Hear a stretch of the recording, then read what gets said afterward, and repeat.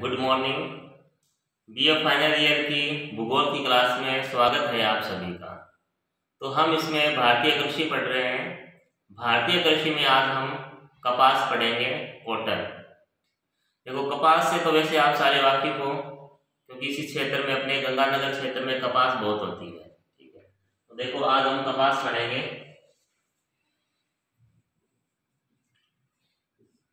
कपास, देखो कपास का जो पौधा होता है वो झाड़ी नुमा पौधा होता है। इसकी हाइट 1.5 से 2 मीटर तक होती है।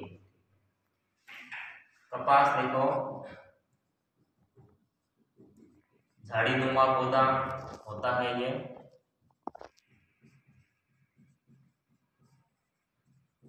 ठीक है, और देखो ऊंचाई इसकी होती है लगभग 1.5 मीटर से 2 मीटर तक इसकी ऊंचाई होती है। ठीक है, इसमें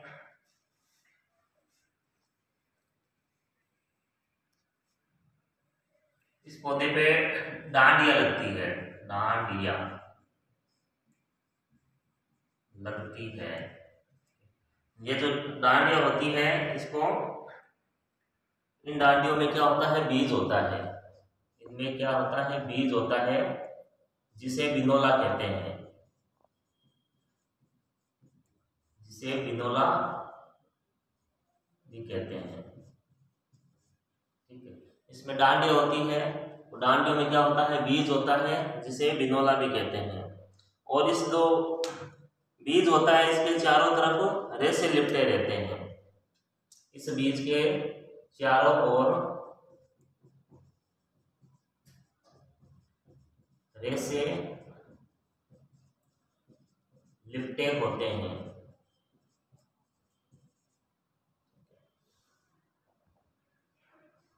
रेसे इसके चारों ओर लिपटे होते हैं। और जो कपास जो ये है, ये विश्व व्यापी फसल है। पूरे विश्व में ये फसल होती है, विश्वव्यापी फसल है ये। ठीक है, एक देखो जो बिनोला होता है, ये बिनोला से देखो एक तो तेल निकाला जाता है और घी भी बनता है। ये पशुओं को खिलाने के काम आता है।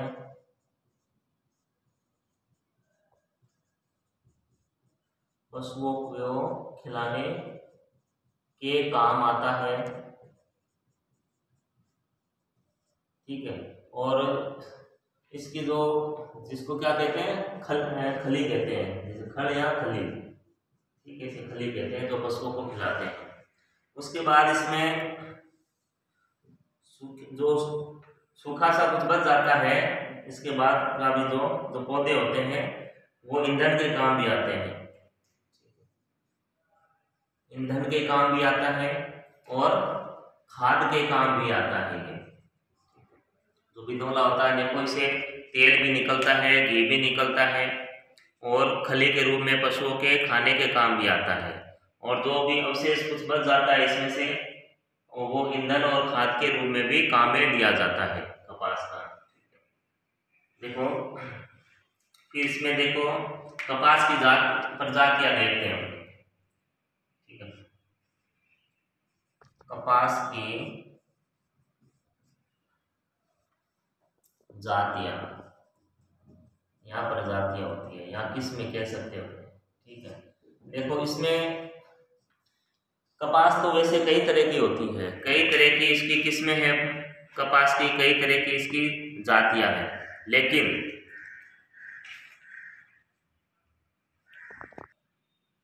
कपास जो है, इसकी बहुत सारी किस्में हैं।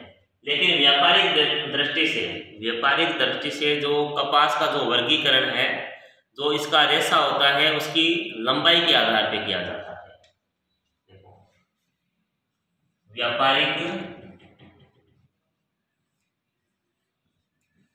दृष्टि से कपास का वर्गीकरण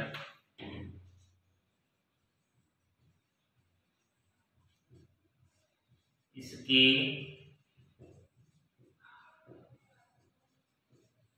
लंबाई के आधार पर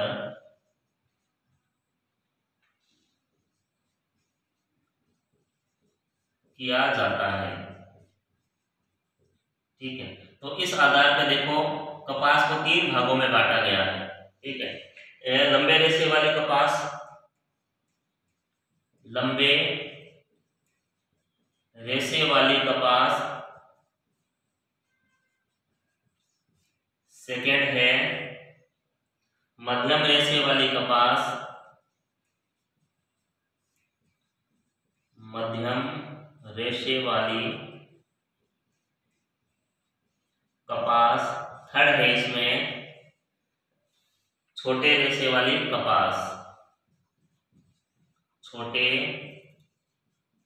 रेशे वाली कपास। ठीक है, इन 3 भागों में इसकी देखो लंबाई के आधार पे इनको 3 भागों में बांटा है। एक तो है लंबे रेशे वाली कपास, दूसरी है मध्यम रेशे वाली कपास और अंत में है छोटे रेशे वाली कपास। देखो जो लंबे रेशे वाली कपास है, देखो इसमें 60 mm तक मिलीमीटर तक जो धागा होता है उसकी लंबाई 60 मिलीमीटर तक होती है। शॉर्ट में mm भी लिख देते हैं इसे। ठीक है, 60 मिलीमीटर तक इसकी लंबाई होती है। और देखो ये जो कपास है उच्च क्वालिटी की होती है और ये अधिक मजबूत, मुलायम और चमकीली होती है। और अमेरिका, मिस्र आदि देशों में इसका उत्पादन किया जाता है और भारत में भी इसका उत्पादन अब होने लगा है। देखो उसके बाद है मध्यम रेशे वाली कपास। देखो इसका जो रेशे की लंबाई होती है 25 से 30 मिलीमीटर की होती है। रेशे की 30 नहीं 40 है। ठीक है, 40 मिलीमीटर इसमें जो रेशे है इसकी लंबाई होती है 25 से 40 मिलीमीटर की। और ये जो कपास है मजबूत होती है जैसा इसका, और जो व्यापारी और सबसे अधिक इसका उत्पादन किया जाता है। मध्यम रेशे वाली कपास का उत्पादन सबसे अधिक किया जाता है और सबसे अधिक व्यापार इसी कपास का होता है। फिर देखते हैं छोटे रेशे वाली कपास। देखो इसका जो रेशा है वो 12 से 23 मिलीमीटर, ठीक है, इसकी लंबाई होती है छोटे रेशे वाले की। और यह गुणवत्ता में कुछ कम होती है। ठीक है, देखो उसके बाद ये 3 हो गए इसका वर्गीकरण। उसमें देखो फिर भारत में इसका क्षेत्र जो 3 ये वर्गीकरण किया हमने कपास का लंबाई के अनुसार। इसका देखो भारत में कितना क्षेत्रफल है और भारत में इसका कितना उत्पादन होता है वो देखो। भारत में देखो लंबे रेशे वाली कपास का जो क्षेत्रफल है वो 39% है। ठीक है, उसके बाद मध्यम रेशे वाली का जो क्षेत्रफल है 39% है।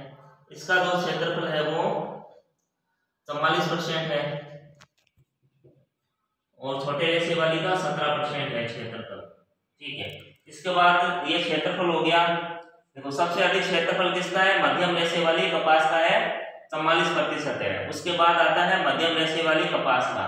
ये देखो भारत के अंतर्गत है। ये भारत में जो इसका कृषि क्षेत्र है कपास का, लंबे रेशे वाली कपास का है 39% और मध्यम रेशे वाली कपास का क्षेत्रफल है 44% और छोटे रेशे वाली कपास का क्षेत्रफल है 17% है। उसके बाद देखो उत्पादन, 3 अलग अलग जो वर्ग है इससे कितना क्या उत्पादन होता है। इसमें देखो 43% मध्यम रेशे वाली, 41% लंबे रेशे वाली। तो 41% उत्पादन है वो लंबी रेशे वाली से होता है और 43% उत्पादन है कपास का वो मध्यम रेशे वाली से होता है। और उसके बाद जो 16% उत्पादन है वो छोटे रेशे वाली कपास से होता है। ठीक है, तो उत्पादन भी अधिक इसमें हो रहा है। देखो मध्यम रेशे वाली कपास का अधिक उत्पादन होता है भारत में। उसके बाद बड़े रेशे वाली है और सबसे कम उत्पादन है वो छोटे रेशे वाली कपास का होता है, क्योंकि उसका व्यापारी महत्व भी कम होता है। ठीक है, अब इसके बाद देखो भौगोलिक दशाएं देखेंगे हम कि कपास को फसल को उगने के लिए किन भौतिक दशाओं की आवश्यकता होती है। ठीक है, इसमें देखो अपने सबसे पहले तापमान आएगा। इसमें देखो कपास जो पौधा है वो उपोष्ण और उष्ण कटिबंधीय पौधा है। ठीक है, तो इससे अधिक गर्म वातावरण में ये पनपता है। भौगोलिक कारक, भौगोलिक दशाएं लिखते हैं, भौगोलिक दशाएं। भौगोलिक दशाओं में सबसे पहला है तापमान, टेम्परेचर। ठीक है, कपास देखो उपोष्ण और उष्ण कटिबंध का पौधा है। उपोष्ण और उष्ण कटिबंध का पौधा है। तो इसके देखो तापमान की अधिक आवश्यकता पड़ती है, कम से कम 21 डिग्री सेल्सियस से 25 डिग्री सेल्सियस तक तापमान की आवश्यकता रहती है। देखो 21 डिग्री सेल्सियस से 25 डिग्री सेल्सियस तक तापमान की इसे आवश्यकता रहती है। और एक कंडीशन ये भी है इसके लिए, जैसे जो पाला होता है इसका शत्रु होता है कपास का। ठीक है, चलो इसका एक पाला कपास का शत्रु होता है, यानी साल में 365 दिन होते हैं ना, उसमें से कम 200 दिन पाला रहित होने चाहिए। ये देखो 200 दिन पाला रहित, नहीं तो कपास की फसल खराब हो जाती है, तो पाला रहित होना चाहिए। और जब कपास बढ़ता है, यानी कपास की जो पौधे बढ़ते हैं, उस समय तेज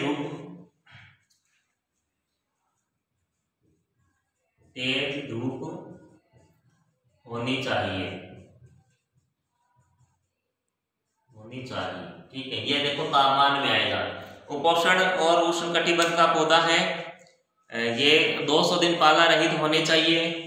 ठीक है, तापमान 21 डिग्री सेल्सियस से 25 डिग्री सेल्सियस होना चाहिए। और कपास को बढ़ते समय अधिक धूप की आवश्यकता होती है। ठीक है, तो यह हो गया तापमान। तापमान के बाद क्या आता है फिर वर्षा। देखो वर्षा कितनी चाहिए कपास के लिए।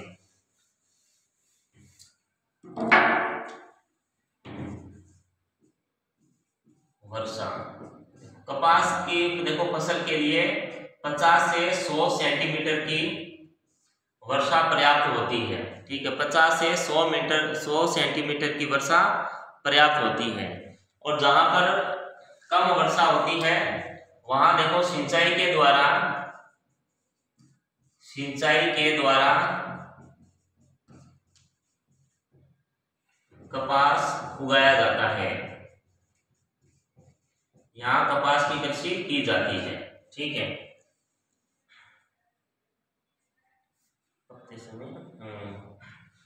और जब कपास देखो जब पकता है, पकते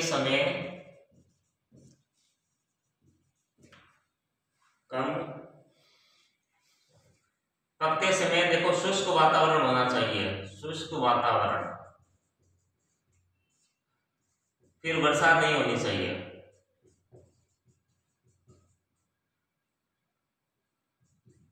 पकते समय कपास के शुष्क वातावरण होना चाहिए, बरसात नहीं होनी चाहिए। लेकिन जब कपास को बोते हैं उस समय कुछ वर्षा की आवश्यकता होती है और कुछ रुक रुक के वर्षा होनी चाहिए। यही बरसात में इसकी यही कंडीशन है। उसके बाद देखो मिट्टी आती है। अब मिट्टी से आप भली भांति वाकिफ हो कपास की। देखो कपास की जो कृषि होती है वो ज्यादातर देखो काली मिट्टी में होती है, लावा युक्त मिट्टी में होती है। जो मैप मैंने आपको भेजा है कपास का, भारत में कपास देखो कहाँ कहाँ हो रहा है। भारत में कपास देखो अधिकतर केवल दक्षिणी भारत में ही हो रहा है अधिकतर। जो उत्तरी भारत में जो कपास हो रहा है वो राजस्थान, पंजाब, हरियाणा, बस इन्हीं 3 राज्यों में हो रहा है। बाकी इसका जो मेजर प्रोडक्शन है वो साउथ इंडिया में है। ठीक है, और साउथ इंडिया में कौन सी है मिट्टी? काली मिट्टी है, लावा युक्त मिट्टी। और जो उत्तरी भारत में इसका जो उत्पादन हो रहा है वो है जलोढ़ मिट्टी, दोमट या बलुई मिट्टी है। और उसमें भी कौन सी, अगर चूना मिला हो तो देखो मिट्टी, देखो इसमें मिट्टी, मृदा या सोइल। देखो उत्तरी भारत की बात करते हैं पहले। उत्तरी देखो भारत में जो मिट्टी है देखो उसमें चूना युक्त होनी चाहिए। एक तो चूना युक्त मिट्टी, चूना युक्त मिट्टी होनी चाहिए। और दोमट मिट्टी, चूना युक्त दोमट मिट्टी। ठीक है, और जबकि बाकी जो मिट्टी है दक्षिण भारत में लावा युक्त काली मिट्टी, ब्लैक सॉइल, काली मिट्टी होनी चाहिए। ठीक है, अब देखो काली मिट्टी के अन्य कई नाम हैं जो मैंने आपको बताए थे। रेगूर, काली मिट्टी को क्या कहते हैं? एक तो रेगूर कहते हैं। 2 नंबर का क्वेश्चन यह बनता है, इसके कई नाम हैं। रेगूर कहते हैं, चरनोजम कहते हैं और काली कपासी मिट्टी भी कहते हैं। ठीक है, ये है इसके अन्य नाम। कपास, ये काली मिट्टी का अन्य नाम है रेगूर मिट्टी, चरनोजम और काली कपासी मिट्टी इसके अन्य नाम है। ठीक है, और मिट्टी देखो काली मिट्टी की खास बात क्या होती है? ये जल को सोख लेती है, जल को सोख लेती है, तो जो सिंचाई की आवश्यकता इसमें कम पड़ती है। सिंचाई की आवश्यकता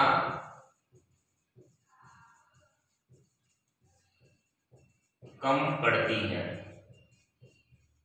ठीक है, तो ये होगी इसकी मिट्टी। अब मिट्टी के बाद है देखो इसमें भूमि। देखो इसकी जो कपास के लिए भूमि समतल होनी चाहिए। पहाड़ी क्षेत्रों पे कपास उत्पादित नहीं किया जाता है। ठीक है, मिट्टी के बाद अब देखते हैं भूमि।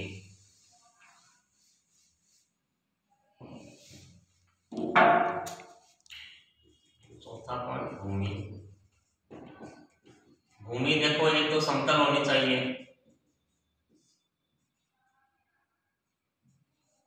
समतल भूमि होनी चाहिए। ठीक है, पहाड़ी भूमि पर कृषि नहीं होती है, इसकी कृषि नहीं होती। ठीक है, तो भूमि क्या समतल ही होनी चाहिए इसकी। उसके बाद देखो 5वां पॉइंट है, इसमें श्रम है, यानी श्रम इसमें क्या होना चाहिए, कितना होना चाहिए। देखो कपास की जो कृषि में जो श्रम है वो बहुत अधिक होता है, क्योंकि इसमें जो मशीनों का उपयोग है एक बहुत सीमित सीमा तक ही होता है। देखो अधिक नहीं है इसमें मशीनों का उपयोग।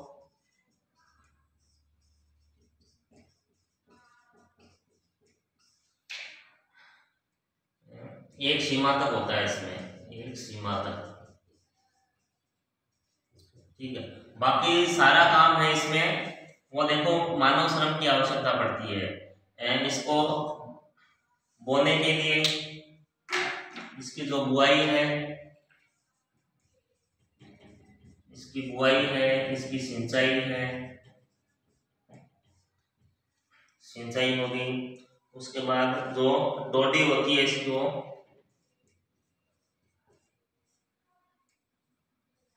जो डोडी होती है उसको चुनने के लिए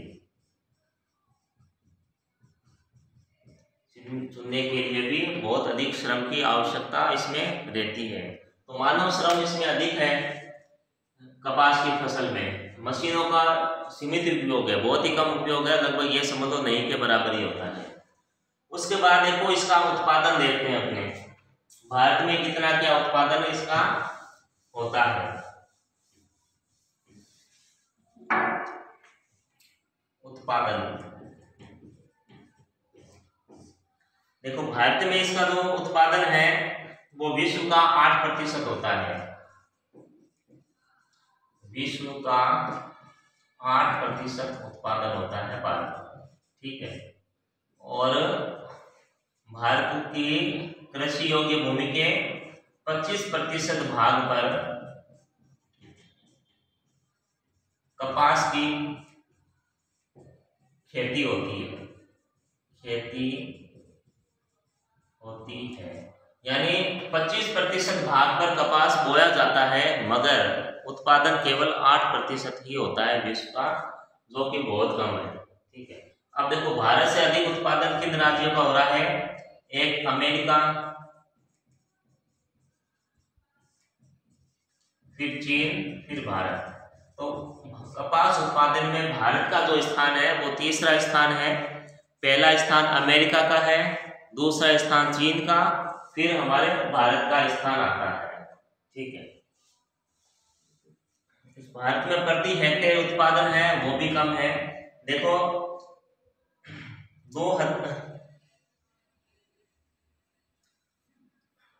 1999 और 2000 में देखो उत्पादन था इसका, प्रति हेक्टेयर उत्पादन था केवल 225 किलोग्राम, ठीक है। 225 किलोग्राम उत्पादन था केवल प्रति हेक्टेयर, ठीक है। और जबकि अन्य देशों में इसका उत्पादन प्रति हेक्टेयर बहुत अधिक था, ठीक है। तो भारत में बहुत अधिक भूमि पर फसल तो होती है मगर उत्पादन उसकी तुलना में नहीं होता है इसका, ठीक है। फिर एक देखो बीटी कपास पढ़ते हैं अपने, एक बीटी कपास है, इसमें देखो क्या होता है।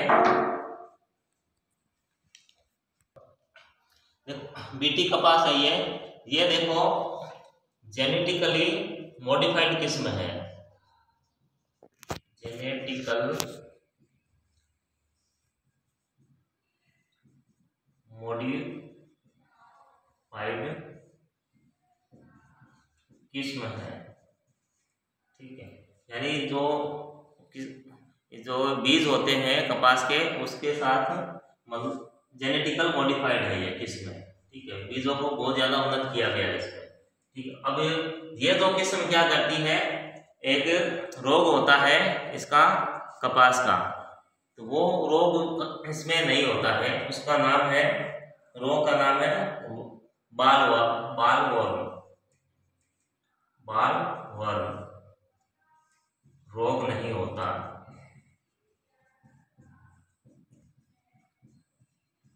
है, ठीक है। तो इसमें क्या ये जो बालवर्म रोग है कपास में वो नहीं होता है। उससे क्या होता है, इसमें एक तो इसका उत्पादन बढ़ता है,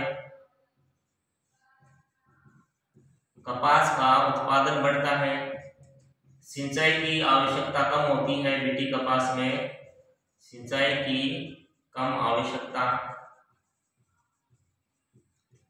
ठीक है।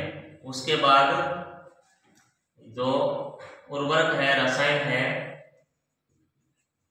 उर्वरक व रसायन की कम आवश्यकता, तो इनकी कम आवश्यकता इसमें होती है। जो सामान्य कपास है और बीटी कपास है, देखो बीटी कपास के उत्पादन 80% तक बढ़ गया था, ठीक है। बीटी कपास से कपास का जो उत्पादन है वो 80% तक बढ़ गया था। देखो सबसे पहले इसमें देखो किसने अपनाया, किसने क्या प्रयोग किया था। 1995 में सबसे पहले यूएसए ने, अमेरिका ने इस पे अपनाया था। उसके बाद 1997 में चीन ने इसे बीटी कपास को अपनाया। उसके बाद देखो भारत ने 2002 को इसे अपनाया था, ये बीटी कपास से कृषि करना शुरू किया था भारत ने 2002 में। ठीक है, तो ये था कुछ बीटी कपास के बारे में। अब देखो कपास का वितरण देखते हैं हम, वितरण यानी किन राज्यों में कपास कितना होता है, ठीक है, वो वितरण देखते हैं अपन। देखो कपास का जो उत्पादन है वो सबसे अधिक गुजरात राज्य में होता है। ठीक है, तो कपास का है वितरण, वितरण में देखते हैं इसको। पहला जो राज्य है गुजरात, तो सबसे अधिक उत्पादन कपास का यही होता है, सबसे अधिक उत्पादन कपास का यही होता है गुजरात में। और देखो कितना होता है, यहाँ देखो उत्पादन होता है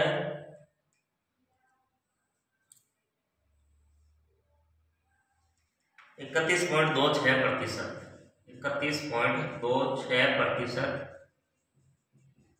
कपास का उत्पादन होता है।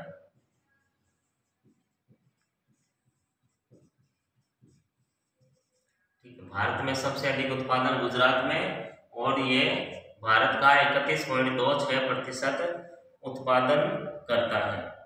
ठीक है, क्योंकि इन क्षेत्रों में देखो काली दोमट मिट्टी मिलती है, काली मिट्टी मिलती है, इसलिए इनका उत्पादन यहाँ अधिक है।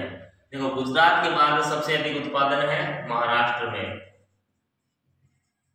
महाराष्ट्र। ठीक है, दूसरा बड़ा उत्पादक है ये, दूसरा बड़ा उत्पादक राज्य है ये महाराष्ट्र। ठीक है, यहाँ देखो कपास का कितना हो रहा है उत्पादन, 19.79% उत्पादन होता है यहाँ कपास का। ठीक है, दूसरे स्थान पे है। और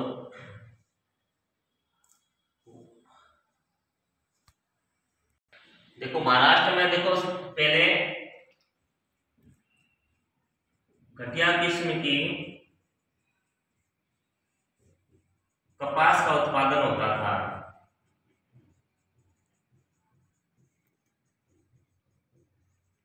मगर बाद में यहाँ पे अच्छी किस्म की, यानी एक तो लंबे रेशे वाली कपास की फसल भी यहाँ होती है और मध्यम रेशे वाली कपास की फसल भी यहाँ होने लगी है।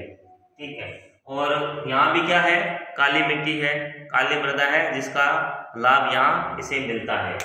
देखो उसके बाद यहाँ तीसरा जो राज्य है वो है आंध्र प्रदेश। ठीक है, आंध्र प्रदेश में देखो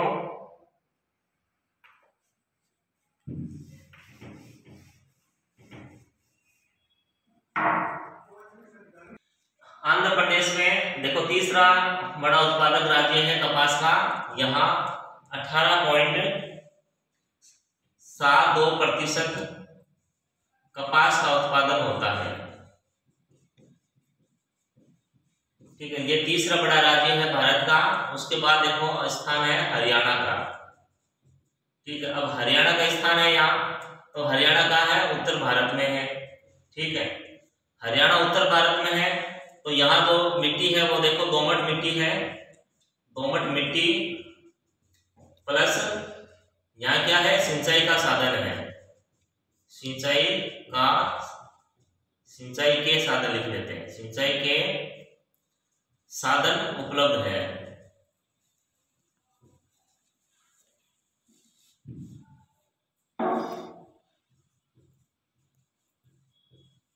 साधन उपलब्ध है, तो यहाँ भी क्या है, कपास की कृषि की जाती है हरियाणा के अंदर भी।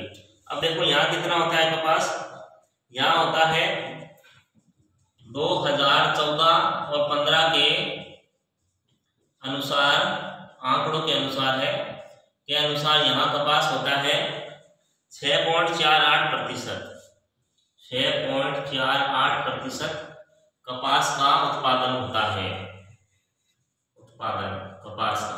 ठीक है, उसके बाद स्थान है कर्नाटक का राज्य का, ठीक है। कर्नाटक भी कहाँ है? दक्षिण भारत का राज्य है। 5वां है कर्नाटक। देखो कर्नाटक में देखो कि क्या उत्पादन हो रहा है।